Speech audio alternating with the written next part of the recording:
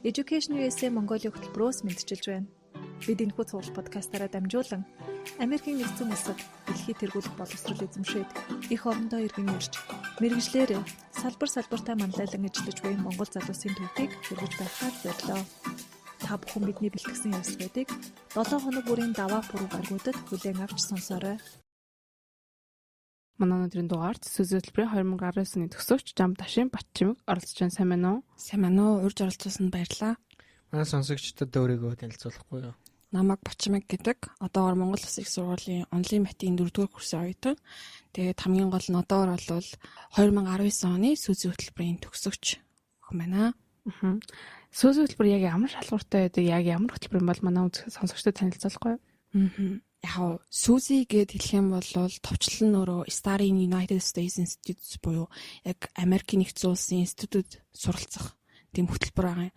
Тухайн хөтөлбөр бол миний анзаарснаар бол маш олон чиглэлтэй. Тэгээд түүний нэг тухаасан хувилбар нь бол яг эмэгтэйчүүдийн манлайлал зориулсан хөтөлбөр. Тэгээд ерөнхийдөө Сүзигийн маш олон хөтөлбөр байдгаас манай Монгол хэрэгждэг нь бол хоёр юм байлаа. Нэг нь болохоор залуу эмэгтэй судлаачдад зориулсан, нөгөөх нь болохоор эмэгтэйчүүдийн манлайлал зориулсан хөтөлбөр. Миний оролцсон хөтөлбөр нь болохоор яг зуны хугацаанд явагддаг залуу охид бүсгүүчүүд тэр дундаа болохоор бакалаврын түвшинд суралцж байгаа 18-аас 25 насны эмэгтэйчүүдийг манлайлал гэж юу тухай одоо тийм сургалт маягаар явагддаг. Академик болоод бас нөгөө талаасаа бас арай ондоо академик бус аргаар бас хичээлдэг тийм хөтөлбөр. Яг шалгууруудын хувьд ямар шалгуур? Би бас яг жилийн өмнө apply хийхдээ хараад за би болох юм байна гэж бодоод apply хийсэн. Тэгээд яг нааш ирэхээ өмнөөс харлаа. Яг шалгуур дээр бол яг 6 бичигдсэн байт юм байна.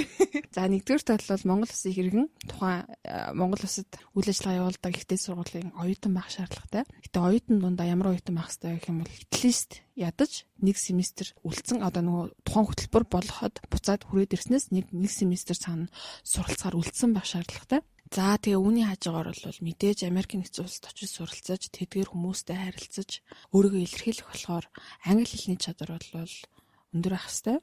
За дараа нь болохоор нэг юм лидершип тодорхой хэмжээний юм шалгууртай маш гоё хөтөлбөр болохоор нэг сонгон шалгуулалт явагдаад байгаа. Тэр сонгон шалгуулалтанд зориулсан нэг тухайлсан одоо өөрийнхөө манлайлалын чадварыг илэрхийлсэн үйл ажиллагаа хийжсэн скол академик скор нь өндөр ямар нэгэн байдлаар одоо манлайлж явдаг тиймэрхүү охтуудыг сонгож авд юм болоо гэж анзаарсан. За бас өөрийн шалгуур нь болохоор мэдээж олон орны охтуудтай 2 сарын хугацаанд ингээд хамт амьдраад тухайн хөтөлбөрт ингээд байгаад шинэ орчин, шинэ экспириенсийг туулах болохоор юмд нөгөө тасан цогцох чадвартай, одоо бие даасан, жоохон өөрийгөө аваа явчих чадaltaй бас байх шаардлага бас байгаад байгаа юм. Хэлний шалгуур ер нь байд юм болов уу? Маш олон хүмүүс Сүзийг их сонирхдаг. Тэгээд тэр талын бас асуудаг л да. Хэлний шаардлага гэдэг бол маш гоё асуулт начнал. Шаардлагатай юу гэвэл шаардлагатай. Гэтэ тэр шаардлага нь бол албан ёсоор бол бичигдсэн шаардлага бол байхгүй. Өөрөөр хэлэх юм бол зарим хүмүүс ингэж боддог шүү дээ. Би IELTS-ийн оноогүй, TOEFL-ийн оноогүй юм чинь. Маш олон хүмүүс тэгж одоо өөрийнхөө боломжийг алддаг тийм. Ерөнхийдөө бол та хэлийг ашиглаж чаддаг болно. Танд ямар нэг оноо байна уу? Та одоо Монгол Улсын их сургуульд англи хэлээ муу дүнтэй төгссөн байна уу? Одоо яадын та англи хэлийг сүүлийн 3 сар сурсан ч хамгийн гол нь та өөрийгөө илэрхийлээд буцаад бусдын илэрхийлж байгаа санааг барьж авч чаддаг байх хэрэгтэй. Гэтэ миний анзаарснаар бол мэдээж одоо IELTS, TOEFL оноонууд нь хүний английн шалгуурыг л одоо хэмжихэд оролцож байгаа шүү дээ. Тэр шалгуурууд дундаас бол хамгийн багадаа IELTS-ийн 6 нэмэх, TOEFL-ийн 78 нэмэх гэж явдаг байхаа. Тийм оноодны шаардлага хангахуйц төвшөндөө мэдээж оноогүй байж болно. Гэтэ тэр шаардлага хангадаг байх шаардлагатай гэж бодож байна. Яа гэх юм бол хүн чинь ер нь тухайн орчиндөө ороод өөрөө сайн дасан зохицохын тулд тухайн орчныхоо хэлээр ярьдаг байх шаардлагатай. Тэгэхээр ялч хэлний чадвар бол байх хэрэгтэй. Одоо ингээд шалгаруулалтын шатандаас ингээд бэлтжсэн үе дурсамжсаа уулзаж яг энэ хөтөлбөрийн талаар мэдээд энийг болохоор анх би Зориг сангийн арчлалын боловсрол гэдэг хөтөлбөрт ингээ хамт хамрагдаж байхад Америкийн одоо элчин сайдын яамны боловсролт мэдээллийн төвөөс хүн ирээд ийм боломжууд байдаг гэд ярьж явах тэр яриан донд бол энэ хөтөлбөр маш гоё хөтөлбөрүүд байд юм байна. Тэгээд ялангуяа энэ их сургуулийн бакалаврын үед их олон байт юм байна гэд мэдэж авчихсан. Тэгээ тухайн үед л бол манай тэр хөтөлбөрт хамрагдж байсан охтууд дундаас хүсэлтээ гаргаж үзчихсэн. Тийм охтууд бол зөндөө байсан. Тэгээд тийм болохоор за ямар ч юм байд юм байна гэж мэдээд авсан байсан. Тэгээд дараа нь болохоор бас нэг өөр нэг тэтгэлэг тэнцээ тэднийхээ нөгөө төсөлтөөрөө ингээ уулзаа сууж хаад бас яг энэ хөтөлбөрт яваад ирсэн гэд охтууд байгаа. Гинт сонирхолтой эхэлсэн байхгүй. Яг тийм хүн нэг юм ингээ чихэнд хурж болно. Хоёр тоо хүрээд ингээд ирээд ахтар чинь бас чивэлээ гэж боддог байхгүй. Тэгэхээр юу юм болоо гэж одоо нөгөө охтуудаас ер нь яаж тэнцдэг юм бэ? Ямар шалгууртай юм бэ? Бас ингээл толгойд төрчин. Өө Америк явах юм байна. Мэдээж тий гоё múсик юм байна. Гоё санагдана. Яг яаж тэнцэх юм бэ гэдэг. Тэгээд тэнцээд яваад ирсэн охтууд ингээд байсан болохоор процесс нь ямар юм бэ гэж асуусан чинь. Ерөнхийдөө бол тэр донд 3 жил өгөөд 4 дахь жилдээ явсан. Эсвэл бол 3 жил дахь жилдээ тэнцсэн охтууд байсан. Эхний жилдээ өгөөд тэнцсэн охтууд байсан. Тэрнэр дундаа хэлэхэд бол чи юус эсээгээ сайн бич. Тэг эсээгээ сайн бичсэн байгаа нөхцөлд бол ямар ч зүйл яадаг юм бол эсээ чинь бол чамайг илэрхийлэх хамгийн том point. Тэгээд мэдээж онооны шалгуур бол ерөөсөй байхгүй болохоор эсээгээр чинь л тухайн хүнийг бол хинбэ гэдгийг бол шалгаруулнаа гэж хэлжсэн. Тэгээд нэг зангаараа юмыг тулгадгийн болохоор дедлайн доосгох нь өмнөх шинэ нь орондоо ингээ хөвтчих та эсээгээ ингээ бич тас чинь ёо юу ч чийдэ морхоо байна гэж бодоод. За унтах мэн гэл нэг 11 цаг 58 минутанд л хэлсэн баг. Тэгэл явуулсан. Тэгээд дараа нь ашгүй тэр нь ингээд яг нэг шалгараад ярилцсандаа ороод тэгээд ингээд процесс ингээ үргэлжлэлсний дараа бол цаанаас бол хэлсэн л дээ. Ёо буцаагаад эсээгээ засах боломжтой. Цаашаа явах гэсэндээ ямар нэг нэмэгдэл юм байх юм бол нэмэрээ энэ төр гэд. Тэгээд тэн дээр нэг жоохон зассан. Бас тийм боломж байдаг байх юм тий. Сүүлийн хөтөлбөрийн шалгаруулалт өрсөлдөө ихтэй байдаг тий. Энэ хөтөлбөрт ер нь бэлдэж явах үеийн процесс дундаас хамгийн хүнд гэж бодож исэн зүйл нь юу байсан бэ? Их гоё асуулт байна. Миний хувьд болохоор ер нь ямарваа нэгэн энэ яг тухайн хүнээс л хамаарч байгаа л та. Яг ингээд Бачимаг гэдэг нөхрийн хувьд бол ямар нэг юмд аппликейшн өгөөд явж байгаа процесстэй бол би яг юу гэж боддог юм бол хиймэл дүрсгээд явах уу? Угаасаа одоо би байдгаараа л бай. Хэрвээ би байгаагаараа байгаад өөрийгөө илэрхийлсэн нөхцөл би ирүү тэнцээгүй болоод одоо би тэр хөтөлбөр тохирохгүй л гэсэн үг. Тийм болохоор зүгээр өөрөөгөө л бай. Гэтэ өөрийгөө илэрхийлэхдээ зөв илэрхийлж чадахгүй бол бас болохгүй гэдэг байр суурийг баримталдаг. Тэгээ тийм болохоор жисээгээ бол анхныхаараа тавиад ингээд явуулж. Тэгээд ярилцлагын процессыг ч гэсэндээ ингээд анзаараад тахад яг миний л туршлага шнэ. Тэнгүүд ингээд бусууд ингээд бид нар ингээд яг ингээд 10-15 минут ингээд зайтай ингээд оруулаад тэгээд ингээд анзаарч хаад надтай ингээд зөржөөс охтууд бол дандаа ингээд нэг скрипт бичсэн тэрнийг ингээд уншаал скол хүлээгээс уучтай скриптээ ингээд бодоод ингээд аюу төлөвлөл аюу тийм ямбаачилж ингээд бэлжсэн. Харин миний хувьд болохоор яатсан бэ гэх юм бол тэгээ энэ ч гэсэндээ магадгүй намайг яг тэнцүүлсэн яг шалтгаанлах гэж би бодоод байна. Яг ингээд юу ч бодлого л орсон. Юу ч бодоогүй. Ер нь бол юуд ч хүлээлт тавиагүй. Зүгээр л ингээд за би нэг ийм л нөхөр угаасаа англи хэлэндээ ингээд бэлдээд энэ төрөө үг цэжлэлээ гэд би тэнд очиод ч гэсэндээ дандаа бүхэн өмнө би цэжлээд чадахгүй юм чи ингээд болиул тэрлээз ямар ч гэсэн би байгаараа л байгээд тэгээ ороод ингээд асууж байгаа асуултанд бэлтгэлгүй шууд ингээд хариулангууд нөгөө ямар реакц үзүүлсэн гэхээр шууд сэтгэл хөдлөлөөр ярьсан. Тэнгүү сэтгэл хөдлөлөөр ярангууд ярилцлагын үе дээр бол уйлсан. Буцаад хүмүүс уйлуулсан. Тэгээ тийм болохоор яг тэр нэг юм нэг тухайн моментум гарч ирж байгаа сэтгэл хөдлөлийн тэр нэг бие биендээ солилцож байгаа тэр атмосферыг бүрдүүлж чадж байгаа тэр мөч маань өөрөө яг тэр миний аппликейшнийг бол амжилттай болгосон яг тэр зүйл байгаа. Тэгэхээр бодлол би ингээ бэлдэж байгаа хүмүүсд ингээ хэлэх юм бол тэр шалгуурыг хангаж байгаа бол та энэ хөтөлбөрт тэнцэж чадна. Гол нь өөрийгөө зөв илэрхийл. Ерөөсөө химэл дүрсэхгүй яг өөрөөрөө л бай. Тэгэх юм бол та тэнцэн эсвэл бол танд илүү гоё өөр цаан чин зөндөө гоё боломжууд байгаа та тэндээ тэнцэн. Тэгээ наач нь бол маш чухал хүчин зүйл юм шиг байгаа юм. За сүүлийн үед чинь нэг хоёр дэлхийтэй болж ийн гэж яриад шүү дээ. Нэг нь онлайн дэлхий, нэг нь бид нар амьдарч байгаа бод дэлхий те. Хүмүүс хит их цагийг сошиал медиад ч юм уу Facebook зарцуулаад тэгээ баг цагийг яг хүмүүстэй face to face нүр нүрээ харилцаад тэгээ тэрнээсээ болоод нөгөө амьд харилцаа гэдэг юм устж гинэ. Тэгээд тэрнээсээ болоод бас хүмүүсийн эмоц гэдэг зүйл бас өөрчлөгдөж гин гэж ярьж байгаа байхгүй.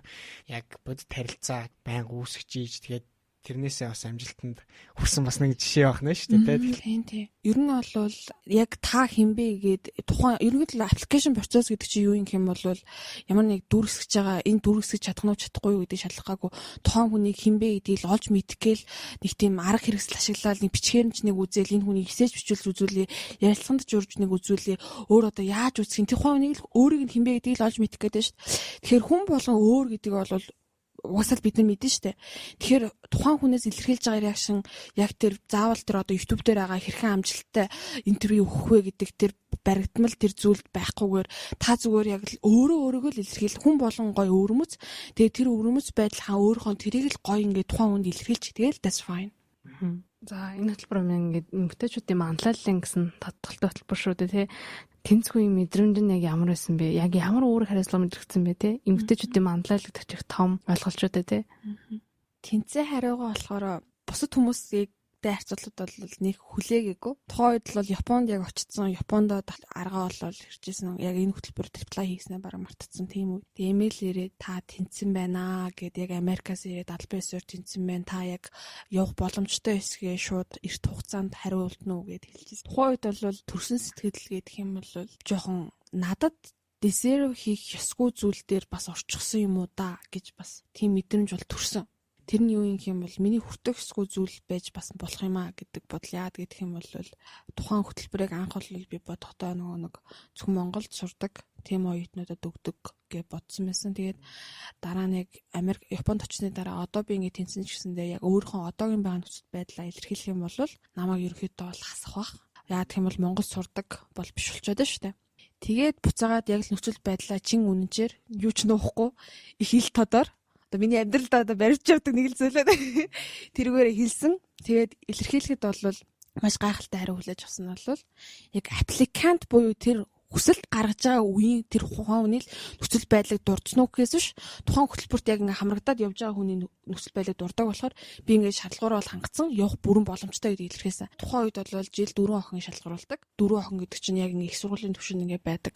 Ингээ эмэгтэйчүүдийг ингээ төлөөлөд ингээ явж байгаа. Нэгдүгээрт бол тэнд олон орны хүмүүс байгаа. Монгол улсаа төлөөлж байгаа. Дахиад бас дээрээс нь тэнд Япон улсаас очдөг юм байлээ. Тэгэхээр би Япон улсаас бас төлөөж байгаа гэж бодсон. Нэг гоё юм саналаа. Би тухайд амар хямарсан юм байна. Нэг юмнаас бол би нөгөө нэг ийм олон хүнтэй орчинд гин гаднаас ингээ орох дурггүй байхгүй юу? Би одоо бол би маш тийм нөхцөл дуртай ирнэ. Тухайн үед бол олон эмэгтэй хүнтэй орчинд би ингээ гаднаас орж ирээд тухайн систем тасан цогцох зүйл бол миний хувьд бүр үнэхээр хэцүү байдаг гэсэн. Би бүр яг ингэж бодсон юм байна. Тэнд одоо сонгогдсон хүмүүс бол амар амбиц өндөр байгаа. Бүгд бас над чиг би гэсэн онолтой байсан байж бас болох юм. Том энерги ингээл бөөгнөрл үүсэл өөрөө бас нэг амар нэг тийм ийм хүн чинь ороод өстө нэрэ тухайн систем нэгэл дэлбэрчих болоо гэж амар айгаад. Тэгээ айгаад найзтайгаа яна нямка би бүр ерөөсөө ингээд очоод тэр олон эмоцтой тэр их амбицтай охтуудын тасан цогцож чадахгүй явснаас ийсэн болох вэ дээ гэж бодож исэн. Яг тэгэл тийм туршлага надад байдаг. Тэр үед бол их нийлэх байж. Яагаад онгоцоор явж чадаа ч гэсэн амар их яагаад би бие яаж зүв авч уул дээр үү? Яаж тэр амбицлог хүмүүсийн дунд эвтэйхэн шиг шатчихгүй шиг байх вэ гэл хилээ ажил очсон доо. Тэгсэн чи очсон чи ямар байсан? Энэ их урт үхэ. Би тэгээ очоод анханасаа л бие барьсан. Япон бол их хаалттай нэгэн. Японд 4 сар очиод очиж байгаа байхгүй. Тэгээд нэлээд хаалтаа нэг юмс нэлээд задгаа 2 туйлд очсон. Хүн болгон бол намайг юу ч хүлээж авч ирсэн ингээд тэгэхээр чимгээ бол их орцсон. Их интроверт, их дуугаа охин юм байна. Японы нийгмийн нэг төлөөлөл юм шиг хүлээж авсан л та. Би тухайн нийгэмд яг тухайн охтууд донд байгаад би юу мэдэрч авсан бэ гэхээр эмэгтэй хүмүүс бие биенээ дэмжихээрээ ямар гайхалтай зүйл болд юм бэ гэдэг тухай би мэдэж авсан. Ухаалаг байна гэд нэг тийм амбицтай байна гэдэг хүмүүс юу ингэж тодорхойлоод штэ. Success drive буюу амжилт хит одоо хөрсгөлөд байгаа хүний хэлээд байна юм. Амбицтай байхнаас дотор бас олон янз л байгаа юм шиг байна. Зөв амбицтай байх, буруу амбицтай байх, амбицаа илэрхийлэхдээ буруу илэрхийлэх, зөв илэрхийлэх гэх байдлаар тэр хүмүүс донд байгаад би бол эмэгтэй хүмүүс бие биенээ дэмжихээр ямар мундаг байд юм. Бас тэр бие биен ингээд тийм системийн бүрдэл хэсэг болгон тийм гайхалтай мундаг бишрмээр тийм байгаа нөхцөлд би ороод ямар их хурдтай хөгжиж болохыг бас тэр системийг зүгээр л бие биенээ шалтгаангүйгээр хайрлахад тэр систем ямар гоё эрүүл, ямар гоё хайр тутмаар байгаад л амар аз жаргалтай.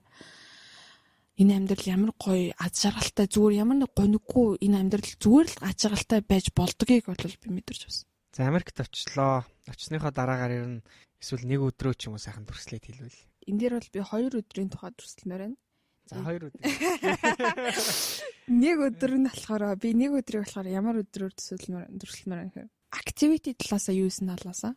Нөгөө нэг өдөр нь болохоор миний хувьд авсан мэдрэмжээс хуваалцмаар. Гол үйл ажиллагаа бол эхлээд бол 80 гаруй охтууд Вашингтон дэсэд цуглаад тэгээд тэндээ зочид буудалд байрлаад хамтдаа тэнцэнээс үйл ажиллагаанд явж 23 өрүүлсэн 80 гаруй охтууд байсан. 4 хоногийн дараа бид нэр бол тухайн институт руугаа хуваарлагдсан. 4 институт байсан. Ерөнхийдөө бол Монгол охтууд хуваарлагдсан институт бол Канзас байрлалтай University of Kansas гээд Канзас мужийн их сургууль дээр байрласан. За Канзас мужийн их сургууль дээр бол хамгийн гол үйл ажиллагаа хамгийн урт удаан хугацаанд тэнд бол процесс явагдсан. За ер нь юу болдгоо гэх юм бол өглөөр дотор амар гоё ажиглалтай амар гоё өглөөнийхөө breakfast-ыг яг дотор байрныхаа кафетериад иддэг. Тэр их гоё газар. Тэрний нэр нь болохоор Honors Hall гээд одоо яг тэр тухайн их сургуулийн хамгийн одоо Honors-ийн анги гэдэг чинь бол сонгоны анги маягийн штэ. Хамгийн одоо гүнзгийрүүлсэн сургалттай бла бла гээд тийм анги тийм гоё барилга байдаг. Тэр барилгад бид нар болохоор өдөр болгон суралцдаг гэсэн. Тэгээд тэндээ очиод эхний үдээс өмнө болвол ерөөсөө л академик байдлаар болохоор яаж суралцахуудлаар лекцээр орно, adaptive leadership буюу тухайн орчинд дасан зохицож манлайлах уу гэдэг тухай бол суралцсан. Тэгээд тэндээ холбоотой үйл ажиллагаанд томрогдно. Тэгээд үдийн цагаа уучгаад эргэж ирээ дандаа панелистууд эсвэл бол зочин илтгэгчид ирж биднэрт яриа өгөн. Тэднэр нь болохоор хамгийн мундаг тухайн мужтай л манлайлагч эмэгтэйчүүд ирнэ. Тэднээс болохоор тухайн adaptive leadership-ийн концептийн дагуу үзэж байгаа хичээлийн хүрээнд дахиад ийм бас хилцүүлэг өрнүүлээ. Бусдаас ингээ юм асуух тийм үйл ажиллагаа явагдана. Ийм охтуудаараа үйл ажиллагаа заримдаа дэлгүүрхс шопинг хийж болж байна. Эсвэл бол заримдаа гоё өөр үйл ажиллагаа бие биенийг таних мэдэх үйл ажиллагаа гэд. Тэгээд бас тэнд одоо бус нэг гоё том процесс бол өөрөөгөө олох уу байсан л та. Яг өөрөөгөө таньж мэдэх. Тэгээд өөрөөгөө таньж мэдхийн тулд бидний яах юм бол бас бусад хүмүүс өөрийгөө яаж илэрхийлж байгааг анзаардаг. Тийм байдлаар ханын самбар бэлтгээд өөрийгөө илэрхийлээд бие биендээ ингээд гоё юм комент бичиж үлдээгээд. Тэгээд тийм байдлаар бол өдрүүд бол өнгөрдөг байсан. Тэгээ бас гэрийн талгаараа хийн. Өдөр болгон гэрийн талгаартай. Тийм байсан. Тухайн процесс нь миний нөгөө ярих гээд байгаа. Ямар сэтгэл хөдлөлийг би тухайн үед аваад тэр нь их хүчтэй одоо бол байдаг вэ гэх юм бол яг тухайн үед нөгөө дэлгүүрээс ингээл явчаал орой ингээл дотор байранда оройны хоолой идэх гээл яг ингээл ирээл ингээд байж надад толгойд бүр ингээд уйлмаар нэг юм мэдрэмж төржсэн. Тэр тухайн ингээд одоо миний байгаа тэр системийн хүн болгоно ямар үзэсгэлэнтэй юм бэ? Тэднэрийг бүгднийг хайрлахын сан гэж бодохоор тэдний зүгээр л байгаа нь ямар гайхалтай хүмүүс юм бэ? Бид нар ч ингээд заримдаа ингээд бодож тухайн ингээд нэг юм ингээд хахад за энэ хүний тэр нь одоо жоохон талхаа ингээд бидний одоо ингээд unconsciously одоо мдээгүй байхдаа л ингээд шууд ингээд би бол нэг муухай бозар бодол гэж хэлмээр байгаа байхгүй. Тийм муухай бодол ингээд толгойд өдөрж байгаа ш. Тийм байхад тухайн системд бол яасан юм бол хөөе энэ хүмүүс бүгд ямар үзэсгэлэнтэй юм бэ? Эднэр намайг ямар шалтгаангүйгээр хайрлаж юм бас би энэ хүмүүсийг ямар шалтгаангүйгээр хайрлах тэр мэдрэмж тэгээд төрөөд бурхан минь яг энэ мөч надад заяасан энэ хорвоо ертөнц ямар үзэсгэлэнтэй юм бэ? Яг ямар азаараа би яг энд байгаа юм бэ? Яагаад ер нь бол тэр олон хүмүүсээс би яагаад энд байгаа юм бол би яг энэ зүйлийг мэдрэх хэрэгтэй хүн эсвэл бол өөр надаас илүү энэ зүйлийг мэдрэх ёстой хүн байгаа. Тэрний өмнөөс би энэ зүйлийг мэдэрсэн юм шиг байгаа да. Ямар ч гэсэн энэ зүйл бол миний амьдралд ирсэн хамгийн гайхалтай өнөө хүртэл мэдэрчснээс хамгийн гайхалтай зүйл нь энэ юм байна гэд зүгээр л хүмүүсийг ямар шалтгаангүйгээр хайрлаад байгаагаар нь хүлээж аваад байх ямар гоё юм бэ гэж мэдэрч авсан тэр агшин бол миний амьдралд бол амар гоё. Нөгөө дэлхийн иргэн болох гэж ярьж тээ. Ер нь тэгэл дэлхийн иргэн болоод Япон руу буцсан. Аха, та надад та их гоё мөчүүдийг өнгөрүүлжсэн байна шүү дээ, тий? Оюутны байран дээрээ тийм сайхан дурсамжууд найз нөхөдийн талаар хамт тэмдэглэжсэн. Тэндэл дайн баяр тий. Уламжлалын талаар гоё илүү дэлгэрэнгүй гоё хуваалцааж их гоё дурсамж мөчүүд ахшиг байна. Ерөнхийдөө бол Монгол соёлоо тухайн улс болгон соёлоо зурчлах өдөрлгүүдийг бид нарт нээлттэйгээр зохион байгуулж урайлахын хүлээж авдаг байсан. Охтуудын хувьд болохоор манай одоо очсон University of Kansas гэх Монгол охтууд очдог институтс бол хамгийн гоё өрөмөц сонслогтой. Яг энэ хөтөлбөрийг гол барьдаг academic director буюу энэ хөтөлбөрийг хариуцсан захирал, энэ боловсролын хэсгийг хариуцсан захирал, дахиад дээрээс нь болохоор хөтөлбөр хариуцсан захирал, санаачлагч хоёулаа манай институт дээр ажиллаж манай институтын бүгдийг ингэж инстракт хийж өгдөг. Бас нөгөө нэг давуу тал нь юу юм гэх юм бол олон орноос ирсэн. Олон орн угаасаа бүгд л олоор орн ба штэ. Тэр дундаасаа газар зүүн байршлын хувьд болоод соёлын байршлын хувьд хамгийн diverse байсан байхгүй манайх. Жишээлх юм бол бусад одоо жишээлх юм бол яг тэр Африк ТV-с ирсэн охтууд ерөнхийдөө бол голчлон нэг институтуд байсан. Бас дахиад Төв Азийн охтууд бол бас яг нэг институтс төлөрсөн байсан. Яг нэг юмар анги газар зүйн байрлал болоод орон зүйн хувьд яг төлөрсөн охтууд байсан чинь манайх болохоор яасан гэсэн чинь Монголоос тэнгүүтээ Энэтхэгээс тэнгүүтээ Африкаас Мороккоос тэнгүүтээ бас наанаас болохоор Афганистанаас Пакистанаас тэгээ Америкийн нэгдсэн улс байгаа юм чинь. Тэгэхээр бол маш diverse гэсэн тэнгүүт яасан гэх юм бол шаал ондоо соёл, шашин, газар зүйн байршлын хувьд бүр шал ялгаатай. Тэнгүүд яаж байгаа юм бол одоо жишээлх юм бол миний хамтдаа одоо нэг өрөөнд байсан охин маань болохоор яг муслим охин. Муслим соёлыг бол бүр өстой нэр маш сайн охин болохоор муслим соёлыг бол яг таг мөрдөн. Тийм болохоор тэр соёлтой тийм ойрхон байх тэр дурсамж бол маш гоё. Тэнгүүд Морокко хотод болохоор партинд явах дуртай, гоё тийм hang out бас амьдралын баланс хоёрыг бүр маш perfectly барьж явж чаддаг бүрстэ. Үнэхээр биширмээр ингээл харахад бол ингээл амар аз жаргалтай дөргөө нөхөр ингээл байгаа амар үзэсгэлэнтэй тийм хүн байгаа хэрнээ. Цаана бол хичээлэг болно. Ойлуулна. Хамгийн итгэвтэй. Яаж тийм мундаг супер байдгийг бол би ойлгаагүй. Тэр ингээ хүмүүс дунд ингээ байгаа. Тэгээ соёлоо ингээ танилцуулаад ингээ яхад бол эсвэл тэтэртэй байгаа л гоё. За тэнд хөтөлбөрт оролцож байгаа хугацаанд эмэгтэйчүүдийн манлайлалын ямархуу үйл ажиллагаанд оролцож ирсэн бэ? Эмэгтэйчүүдийн манлайлал гэдэг хугтхуун өөрөө юу вэ гэдгийг бас хэлэх хэрэгтэй байх тийм. Энийг болохоор манайхан бол leadership гэдэг үгнээс бол гаралтай. За тэгээд leadership гэдэг бол манлайлалыг орчуулахад би хувийнхаа үднэс бол жоохон гэж боддог, жоохон дургу байдаг. Яагаад гэх юм бол манай монгол хэлнийхаа яг уг үндсээр барьж үзэх юм бол манлайлах гэдэг үгчөөр манлайд байх, юмны урд нь байх, ер нь төрөнд байх гэсэн утгатай байгаад шүү дээ. Миний бодлоор бол тухайн ямар нэг систем тогтолцоонд байлаа гэхэд бол тухайн системийн тэр ард нь байна уу, урд нь байна уу, дунд нь байна уу, завсарт нь байна уу, тухайн нэгж болгонд л манлайлагчд байж байгаа. Тэгэхээр тэр leadership гэдэг концепт нь өөрөө болохоор юу юм? Бидний үзсэн концептаараа юу юм гэх юм бол тухайн нэг юм нэг дасан зохицох шаардлагатай байгаа нөхцөлд гарч ирж байгаа сорилтуудтай ингэж тулгарч тухайн системийг хөгжүүлэх тэр ойлголтыг ярьсан. Тэгээд энэ тухай болохоор мэдээж академик агуулгын хувьд бол adaptive leadership гэдэг Harvard их сургуулийн маш мундаг профессоруудын бичсэн номыг бол бид нар голчилж бариад. Тэгээд тэр ном бол маш мүлжүүртэй ном, мүлжөөл баймар ном, их зузаан ном. Тэгээд дахиад яасан хэмээл тэн дээр сурсан мэдлэгээ буцаагаад тэр охтуудтай тэр одоо шал ондоо системээс бүрдсэн тэр олон орны охтуудтай байхдаа туршаад дахиад дээрэс нь болохоор тухайн системийн 7 хоног болго энд юу болоод байна? Энд яаж бид нэр ямар юм хийгээд байна гэдгийг ингэж дандаа чекэлж, нэгтэлж ингэж яваад тэгээд яг юм шаал ондоо юм дасан зохицох шаардлагатай тийм нөхцөл тэрнийгээ дандаа ингэж академик агуулга үзээд дахиад дандаа практикт ингэж туршиж явж исэн болохоор бол энэ бол ерөөсөө би тэр програмыг бол ерөөсөө 100% leadership study байсан гэж хэлээ. Танд ингээ хөтөлбөрт хамарсан боломжууд үлдсэн гэж та бодож байна. Танд яг ямараар нөлөөсөн бэ? Яг хөтөлбөрт оролцохоос өмнөх бат чимэг, орсон дараах бат чимэг хоёрын ялгаа талаар дурдвал тээ. Асуусан баярлалаа. Ямар гоё асуулт вэ? Яг л одоо би хэлмээр байгаа юм байна гэхгүй. Шал өөр. Ер нь бол шал өөр. Одоо жишээлх юм бол хоёр төрлийн л өөрчлөлт байна л да. За нэгдүгээр төрөл жоохон техникийн өөрчлөлтүүд тэр нь одоо юу байдаг гэх юм бол network өссөн, өргөжсөн. Жишээлх юм бол би энэ 12 сард Египт явсан байхгүй. Тэгээ Египтэд очиод нэг олон улсын залуучуудын форумд оролцсон юм бол тэгээд нөгөө Сүзийн хаан цүнх мөнгөнд амар хайртай болохоор Сүзийн хаан цүнхийг өөрөө л явж бодлоо. Айгүй олон хүн ирээл, айгүй мундаг залуучууд ирээл. Хөөх чи Сүзийн алумна юм уу? Би ч гэсэн тийм штэ. Хэдэн он төгссөн ингээл айгүй нэг хүмүүстэй common ground үүсэл ирэлэнгүүд чи хүн чинь айгүй тийм нэг бие биендээ гээд уулзах нь айгүй хэлбэрулцдаг штэ. Тийм болохоор нэгдүгürt бол network бол маш сайжирсан бөгөөд network-оо тэлэх арга зам бас өссөн. За дахиад бас юу юм бэ гэдэг юм бол олон улсын орнуудын охтуудын тухай төсөөлөл маань шал өөрөөс.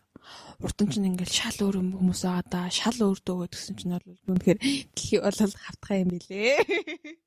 Одоо математикээр сурдаг юм байж би одоо ингэж хэлээд л штэ. Тухайн цэгийнхээ орчинд ч биш. Ер нь бол ерөөсө бүхэлдээ хавтгаарсан байлээ. Ер нь дэлгийдсэн юм шүү. Нөгөө бүрцэгч. Таны мэдэрдэг мэдрэмжийг дэлхийн нөгөө загт зүгээр сууж байгаа танаас өөр тантай шал ондоо нөхцөл төссөн охин ч гэсэн мэдэрдэг. Таны мэдэрж байгаа мэдрэмж гуниг бахархлыг ч гэсэн тухайн охин ойлгож чаддаг. Магадгүй таны хажууд байгаа яг тантай ижилхэн өссөн одоо ижил одоо ах トゥ ч юм уу магадгүй тэнцэнээс ч илүү таныг ойлгож чадах тийм үнс нь бол байдаг. Тэгээд дараа нь бас юу юм гэх юм бол мэдээж эмэгтэйчүүдийн хүчийн тухай эмэгтэй хүмүүс ямар хүчтэй юм бэ?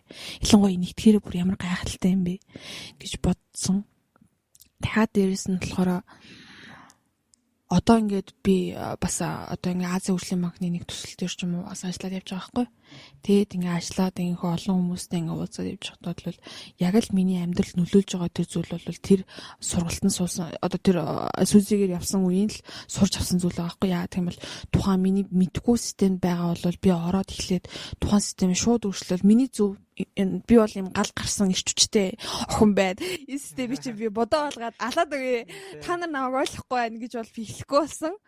Тухайн системаа ажиглаад энийг одоо энэ асуудал ямар нэг сорилт тулгарлах юм бол тэрэнд би эхлээд зүгээр нэг асуудлыг шийдэж болчих юм уу? Эсвэл би цаг хугацаа хүлээх ёстой юм уу? Эсвэл бол би өөрийнхөө дадал зуршил, өөрийнхөө харах үнцэг, эсвэл өөр тэр хүний харах үнцэг өөрчлөлтөө хүлээх ёстой юм уу гэдэг тэр байр сууриас бол ажиглаж сурсан болохоор ерөөсөө миний амьдрал байгаа гаргаж байгаа шийдвэр болгонд бол тухайн одоо манлайлалын гэдэг үгээр л яваа л та.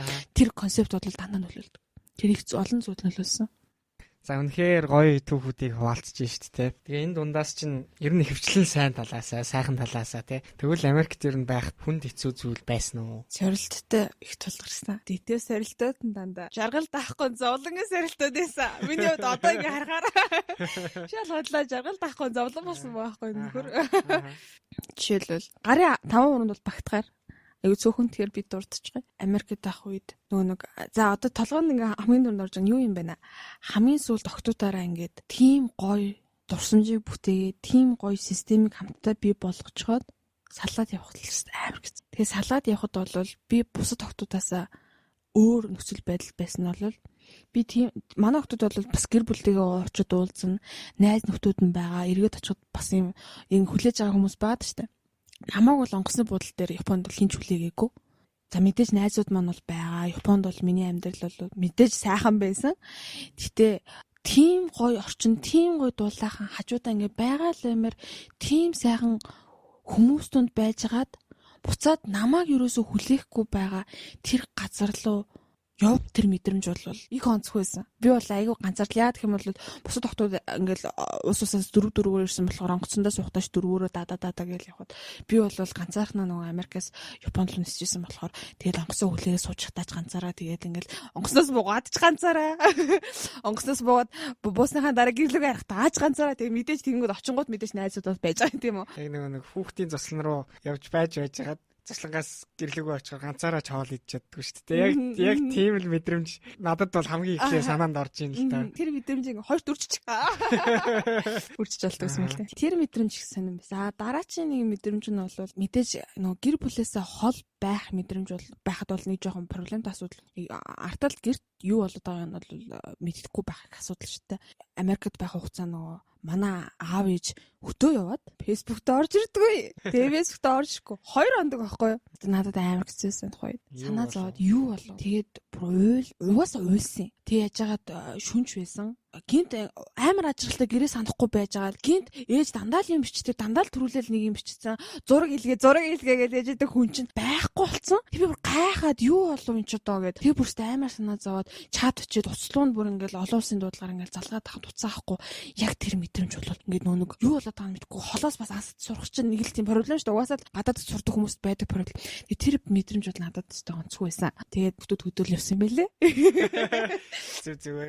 Зүгээр гарсан байна. Тэгээ би бол уйлсан. Тийм тэгээд өөр чинь бол мэдээж тухайн үедээ мэдрэгдэжсэн. Заримдаа жоохон ганцаардах үе бас байна. Up and down-аас болоо зүгээр ингээд feeling доошлох тиймэрхүү мөчүүд бол байгаа. Гэхдээ яг practically бол яг тэр гэрээсээ хол байх. Тэгэхээр нөгөө талаасаа тийм тассан нийгмээсээ буцаад гарах тэр хоёр бол хэцүүсэн. За, чимгээгийн хувьд Японд сурж исэн, Монголд сурж исэн, за тэгээ Америкт сурсан гэх. Тэгэхээр энэ дээрээс харахад ер нь улсуудын боловсролын ялгаа ч юм уу эсвэл залуучуудын сэтгэлгээний онцлогийн ялгаа ер нь мэдрэгдсэн үү? Ямар байсан бэ?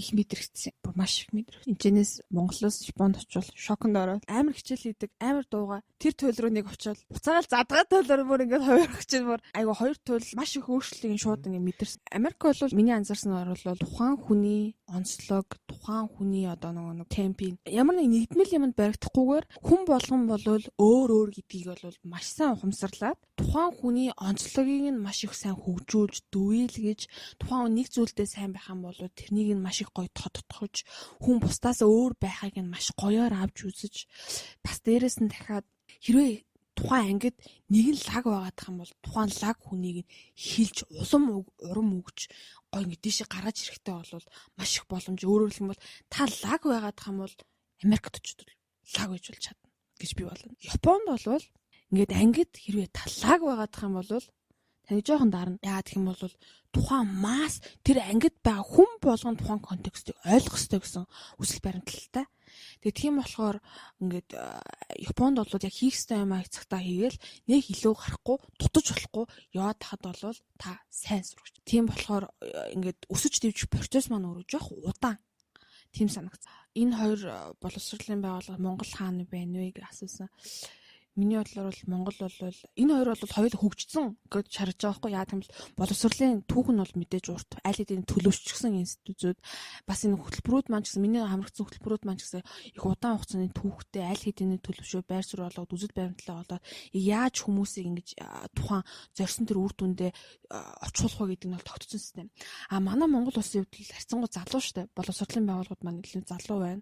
Тэгэхээр дээрэс нь нөгөө нийгэм солигдсондоо 90-ад онд нийгэм солигдсондоо зэрэгцээд одоо гарч ирж байгаа залуучууд маань бас сэтгэлгээний хувьд ч ондоо байна. Бас дахиад нөгөө ер нь л одоо цаг үеэд дагаад одоогийн залуучуудын бас сэтгэлгээний байдал тэгээд одоо энэ одоогийн залуучуудад зориулагдсан Монголын боловсролын хөтөлбөр дахиад дээрэс нь одоогийн байгаа нийгэм энэ гурав нь өөрөө хавцалдахгүй уялдаа холбоо жоохон муу байгаагаас хамаарат бас шүүмжлээд байгаа хэрэг бол биш. Энэ угаасаа хөгжиж байгаа систем. Зүгээр ямар ч дутагдaltaй юу дутагдaltaй. Тийм одоо жишээ нь социализмын үед нэг боловсон хүчний бодлого гээл том юм байсан те. Одоо тийм ямар ч хяналтгүй боловсон хүчин бэлтгэж гин. Тэгээд төгсөж байгаа хүмүүсийнх нь ихэнх нь одоо нэгэн хэвийн мэрэгчлэр эсвэл яг тийм нарийн биш ерөнхий сэдвүүдээр мэрэгчлэр төгсдөг ч юм уу те.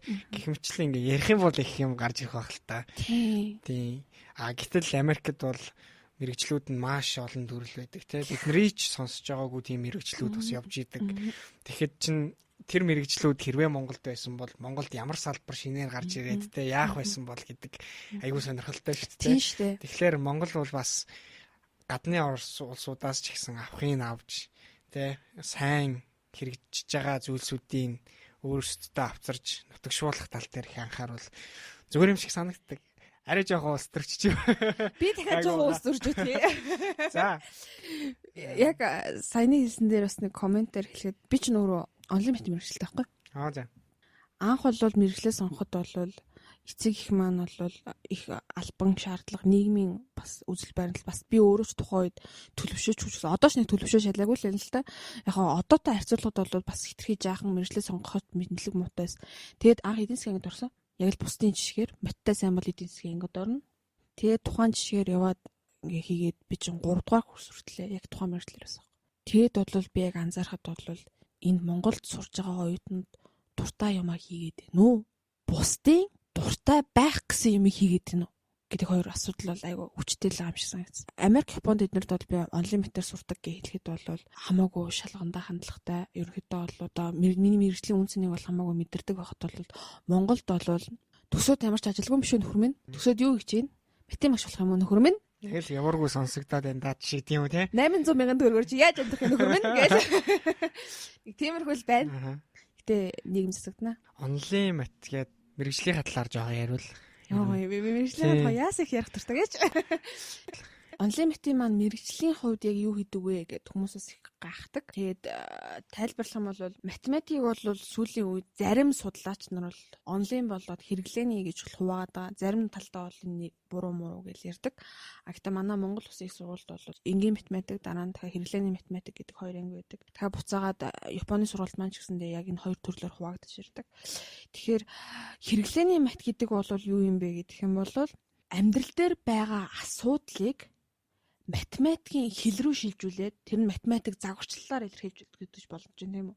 Тэрлөө шилжүүлээд тэрэн дээрээ одоо нөгөө математикийн хүрээнд шинжилгээ судалгаа хийгээд асуудлаа шийдчихнэ. Шийдээд гарч ирсэн үр дүнгээ буцаагаад амьдралынхаа хэл рүү хөрвүүлээд гаргаад ирж байгаа нь болохоор хэрэглээний мэт. За одоо энэ жишээлх юм бол одоо юу гэдэг гэрлэн тохион дээр хэдэн секунд одоо гэрлэн тохион дээр аль талаасаа одоо хэдэн секунд хасч ивэл энэ одоо систем хамгийн зөв оптимал оновчтой ажиллах юм ч юм уу те хэрэглээний асуудлууд байна. Нөгөө талаасаа unlimit гэж юу юм бэ гэх юм бол ерөөсөө л батлагдсан логик өгүүлбэрүүдийн шин логик харьцаануудыг нь олоод шин батлагдсан логик өгүүлбэр үүсгэж байгаа байхгүй. Тэр нь болохоор өгүүлбэр гэдэгт бол дараа нь юу ч энийг нэг одоо нэг юм үнэн зүйлтэй факт байна.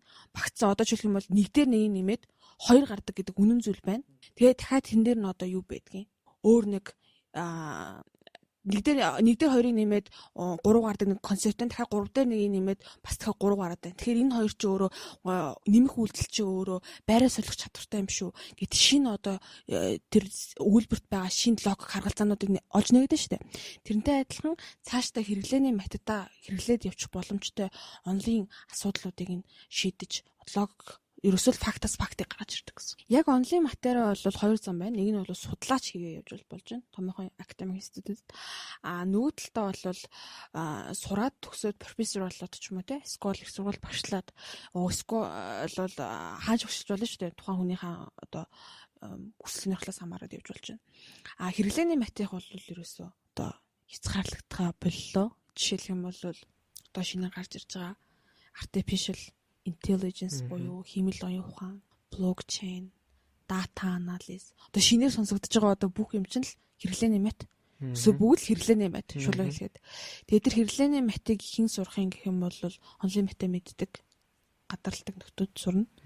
Тийм байна. Одоо ингээд 10 жилийн хүүхдүүд яг мэрэгчлээ яаж сонгох вэ, хаашаа явах вэ гэдээ их бодож байгаа тийм олон хүүхдүүд байгаа. Тэгээд тэр олон хүүхдүүд ч гэсэн манай подкастыг сонсож байгаа байх гэж бодож байна. Гадагшаа явах мөрөөдөлтэй. Тэгээ хамгийн гол нь гадагшаа явахын тулд хамгийн ихний шаардлага бол мэрэгчлээ сонгосон байх тий. Тэгэхээр энэ тал дээр нь 10 жилийн хүүхдүүдтэй өөрийнхөө туршлагаас ч юм уу тий ингээд хуваалцвал би ч одоо доод үеэс их айгаад байгаа. Яасан ч мундаг юм. Яасан ч айхтар аюултай авьяастай хүмүүс юм. Тэднээс айгаад хурдган шиг юмнууд амжуулах галгүйгээд байгаа. Тэгэхээр тэд нар маань бол одоо мэржил сонгож байгаа хүмүүс бол надаас хав илүү чадвартай, надаас хав илүү мундаг төлөвч гэсэн, хав илүү алсыг хардаг, юмны учир наадахыг бол мэддэг хүмүүс бол байгаа. Нэг зүйлийг бол өөрөө мэдээсэй гэж хүсэж байна. Тэрний юу юм бол танд зөвлөх ёстой гэж нийгэм үздэг таны багш нар танаас дээд үеийнхэн сошиал медиагийн инфлюенсерч байж болох юм те. Таны одоо харж байгаа тэр мундаг гэж харж байгаа хүмүүсийн насн дээр бол та нар биднээс бүр хит нугалцсан мундаг байна. Таны өөрөө одоо ингээд бодож байгаа тэр чин сэтгэл зүрхэн чинь байгаад илэрхийлж чадахгүй айгаад бусад хүмүүс юугээ бодчих бол тэр хүн уулын тэгж хэлээд байгаа юм. Миний энэ бодол буруу юм болоо гэж бодоод байгаа. Тэр таны бодол чинь бол нуухаар зүйл биш ээ. Гол нь өөрийгөө сайн сонс. Яг өөрөө чинь толгойд орж ирж байгаа чадах яг одоогийн байгаа потенциал чинь одоо та нарын дээд үеэд байгаас хэд дахин хальсан зүйл байгаа. Тийм болохоор өөрийгөө сайн мэдрээд өөрийнхөө одоо тэр зүрх сэтгэлээ чагнаад хүсэж байгаа зүйлээ хий. Угаасаа таны амьдрах нийгэм бол таны үеийн залуучуудаар л бүтээгдсэн л нийгэм байгаа. Тэр нийгэмд амьдрах байгаа болохоос ш одоо байгаа бидний амьдарч байгаа харж байгаа тэр нийгэм бол таны одоо өөрөө ингэж буцаад хүрээд ирэх наснд ч байхгүй шүү дээ. Тийм болохоор өөрийнхөө ертөнцийг өөрийнхөө дотоод ертөнцөөрөө илэрхийлж гаргаж бүтээгээрэй гэж л хэлээ. Тэр бол маш чухал те. Яг өөрийнхөө хүсэл мөрөөдлийг сонсох. Pursuit of Happiness гэх кинонд гардаг шүү дээ. If you got a dream, you gotta protect it гэх те. Өөрөө чамд мөрөөдөл байгаа бол түүнийг хамгаалах. Хүмүүс маш олон өнцгөөс чи чадахгүй, чи болохгүй, наа чин дэмий гэж хэлж яхад өөрийнхөө яг тэр дотоод яг хүсэл мөрөөдлийг дагаад яах хэрэгтэй. Тэрнийхээ төлөө явах хэрэгтэй. Тэгээ бас нэг алдартай амьгтай бас хэлсэн байдэн шүү дээ. Чи яг харагдаж байгаагаасаа хэд дахин илүү. Тэрийгээ л өөрөө хүмүүс их мэдрэх хэрэгтэй юм шиг байна. Манай анги ярилцлага ер нь өндөрлөгдөх гэж байна. Тэгэхээр та Америк нэгдсэн улс сүүлийн хөтөлбөр сурахаар бэлдэж байгаа залуу охид бүсгүүчүүдтэй хандаж урмын хөлөө төгсөх үү? Сая манай подкастын маань хөтлөгч бас хэлж байна те. Та өөрийнхөө бодсноос илүү хүчтэй. Тэгээ ерөнхийдөө бол тэнцэхгүйдээ бол нэг асуудал бол байгаад байгаа юм биш. Яг үүндээ бол одоо бол би ингээд энэ төр хөтөлбөрүүдэд ингээд хамрагдаад ингээд өргөдөл гарахад бол тэнцээ хариу бол авдаг л да. Яг үнэндээ би баг амьдралтаа бол баг 500 гаруй аппликейшн бүгэлжсэн баха. Тэр 500 гаруй аппликейшны одоо тэр ингээд процесс дундаас л одоо хөгжиж гайгүй гарч ингээд үсний үндсэн дээрээс одоо миний acceptance application acceptance хийдэг rate маань бол жоо өсөж байгаа. Тийм болохоор шаардлага нь хангадагч вэ, хангадаггүй ч вэ? Материалын өгөөл. Тэгээд материал өгөх процесс дундаасаа та өөрөө суралцсан. Тэгээд манай бас багш хэлдэг байсан. Нөгөө хүн гэдэг хүний амжилт гэдэг бол амжилтгүй болсон зүйлээрээ ингэж би болоо тэр аяган дүүрээ тэгээ аягнаасаа ингэж тэр аяган дээр хөвжидэг, амжилт нь хөвжидэг. Тэгээ аяглуугаа ус хийгээл амжилтгүй юм орлого хийгээл байгаад тэрний үндснээс нөгөө нэг амжилттай зүйл нь ингээд тэр хөвөөд гараад ирдэг. Тэрэн шиг та материал өгөхгүй би тэнцэхгүйгээ бодоод явах юм бол та хизээч тэнцэхгүй. Яагаад гэх юм бол та ямар ч үйлдэл гарахгүй суралцахгүй.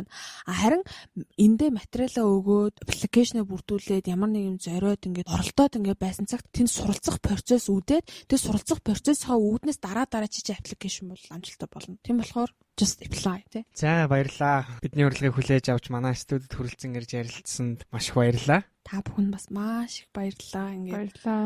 амьдралынхаа амар гоё дурсамжийг эргээд дурсах айгуу гоё л. Манай өнөөдрийн зочноор 2019 оны Сүүзи эмэгтэйчүүдийн манлайлал хөтөлбөрийн өсөгч Батчимэг оролцлоо. Америкийн нэгдсэн улсын засгийн газраас санхүүжүүлдэг Education USA Mongolia хөтөлбөрийн хэрэгжүүлэгчээр Монгол дахь Америк төгсөгчдийн холбоо ажиллаж байна. Та Америкт ихтэй сургуульд хэрхэн суралцах тухай цогц үнэн зөв мэдээллийг үн төлбөргүй авахыг хүсвэл Education USA Mongolia хөтөлбөрийн боловсролын зөвлөгөөдөд хандаарай. Бидэнтэй холбогдохыг хүсвэл www.masa.org-ийн цахим хуудасаар хандж болохоос гадна Facebook, Twitter, Instagram дээр Education USA Mongolia дагаарай.